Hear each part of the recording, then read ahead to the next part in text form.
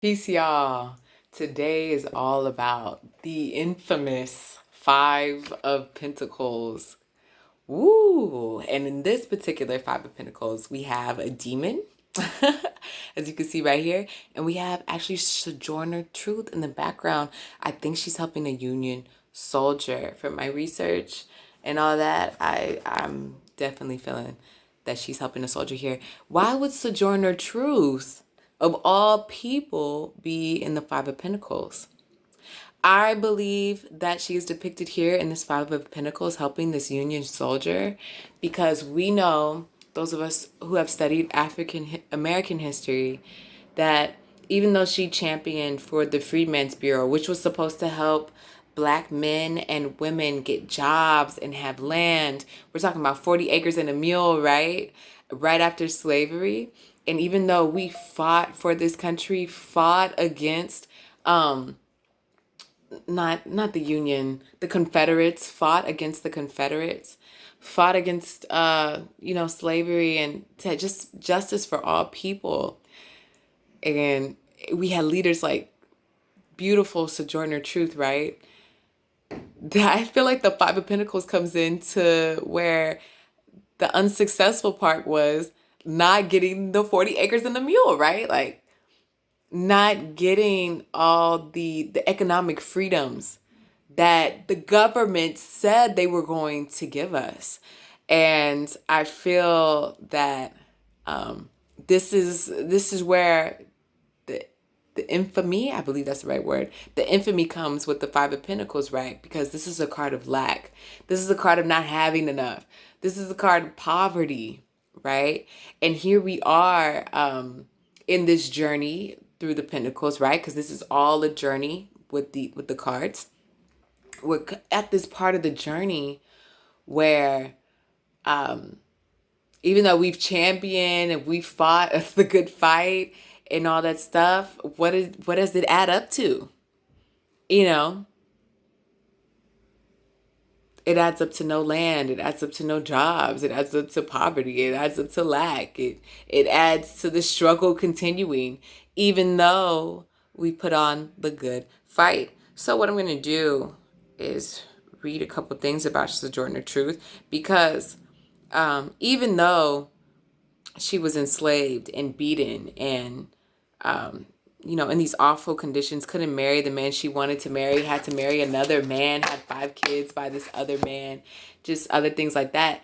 There are so many great and beautiful things that she's done that are very, very, very inspiring. So here we are. Here's a picture of Sojourner Truth. We've all seen that picture, right? This is, I believe, on history.com. And I'll just read a little bit. At the turn of the 19th century, New York started legislating emancipation, but it took over 2 decades for liberation to come for all enslaved people in the state. In meantime, Dumont, Sojourner Truth's master at the time, right? He granted her freedom on July 4th, 1826. If she would do well and be faithful. But he didn't give her freedom on that date. He lied. And so she went ahead and she walked off with her infant child. She left her other children, but she went ahead and walked into freedom to the Van Wagons. I want to say that their name is. Where they offered to buy Isabel's, that's her real name, Sojourner Truth's real name, Isabel's services for $20 until the New York anti-slavery law emancipating all enslaved people took effect in 1827, basically buying the children off of Dumont, the former slave owner. Now, she is the first Black woman to sue a white man and win. She sued twice, not this white man, but she won another court case later on in her life as well. She was able to go to the White House, meet Abraham Lincoln. Like, honestly, the list goes on and on and on. Her famous speech is Ain't I a Woman, which she spoke at Ohio in the Women's Right Convention Center.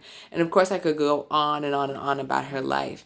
But in this particular description, we see her helping, again, this Union soldier and helping the Freedmen's Bureau.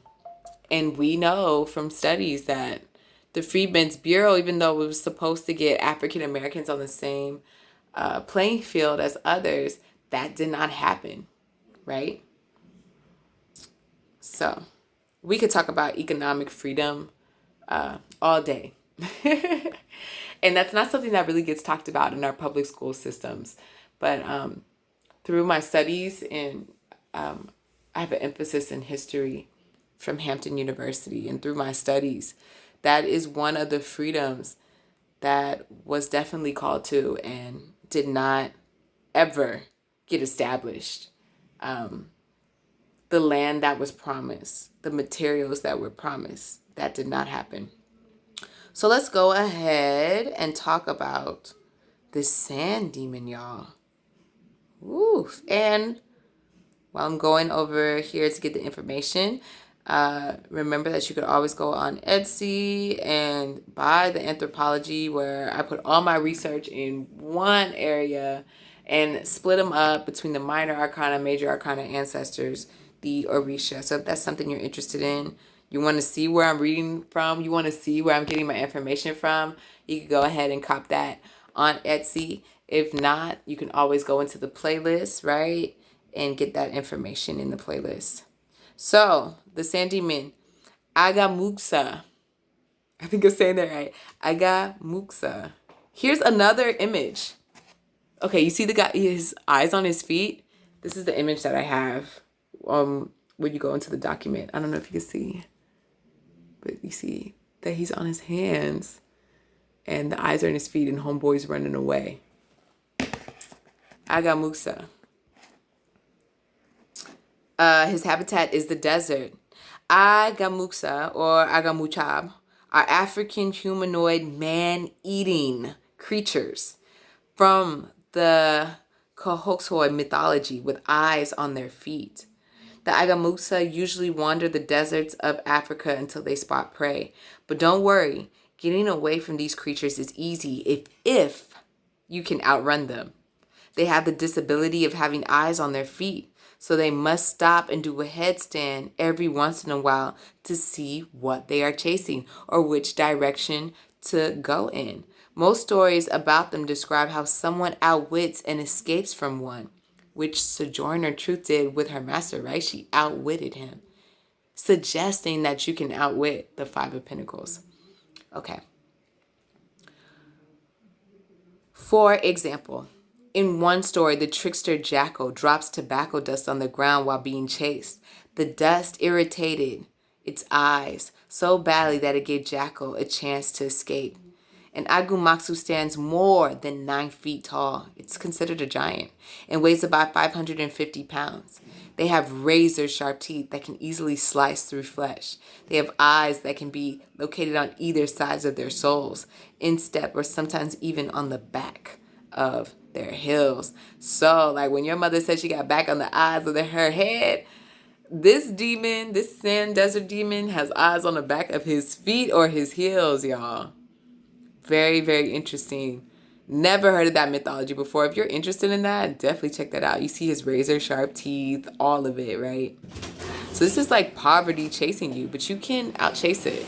And I think this is the little bit of like hope and inspiration when we get the Five of Pentacles cards. Like, okay, I might be in this Five of Pentacles energy, but I can outrun it. I can still, like Sojourner Truth, champion for myself and make a life for myself despite what's going on in this situation, which is definitely something you want to empower your readers with when they get a card like this, because this isn't necessarily what we want to see in readings, right? But it happens.